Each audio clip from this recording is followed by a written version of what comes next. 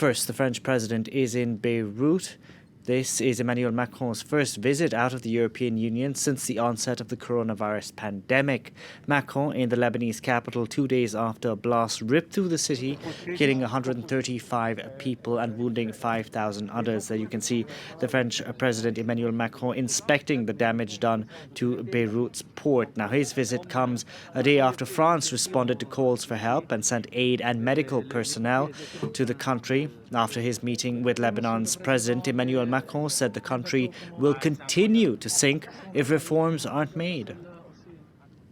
I want to meet with all Lebanese political forces for very frank discussions, because beyond the explosion, we know that the crisis here is severe.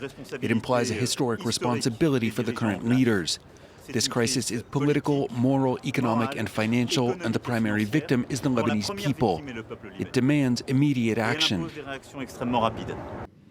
For more, we can go across to our chief foreign editor, Rob Parsons. Rob, Emmanuel Macron is in Beirut. What is he hoping to achieve with his visit, given that we've had months of protests out on the streets of Lebanon, and we've had more of the same, essentially? Yeah, as you say, months, if not more than that, of protests on the streets of Lebanon, demands from the international community, including the IMF, for reforms, and a promise, repeated promises, in fact, of reform from the government, particularly this new technocratic government that came into power in January this year following the fall of the previous government, Saad Hariri. But nothing has been done. The frustration has been mounting inside Lebanon and internationally.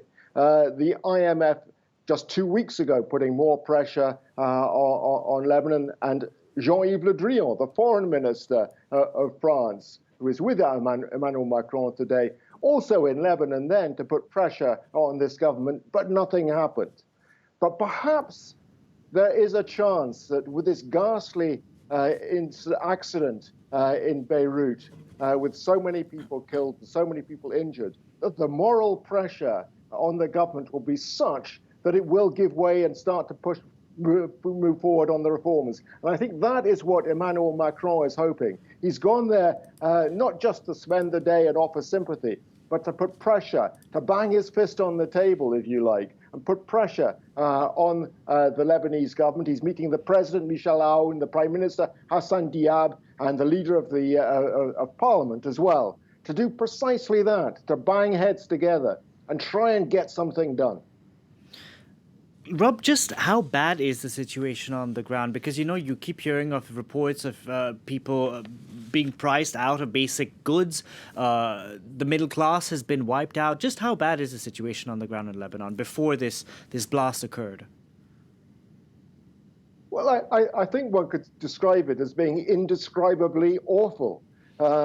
Even before this blast occurred, the economy was in ruins, in freefall. 1 in 3 people unemployed, 45% of the population below the poverty line, frequent power cuts, the price of food rocketing, inflation for food almost at 200%.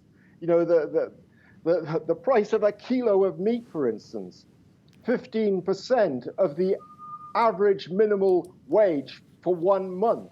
That is the situation that people find themselves in. That's why people have been out on the streets protesting. And that is why ordinary people feel so alienated from the political class and distrustful of the political system that has got them to this position, and are demanding a complete change. They want this extraordinary criminal negligence to be punished in some way by the whole political class being removed. Whether it'll reach that point, probably not. But part of what Emmanuel Macron will be hoping is that the political class takes full responsibility for what has happened and does something about it and meets the demands of the ordinary people of Lebanon. We'll see what happens, Rob. Thank you very much for that update, Rob Parsons there.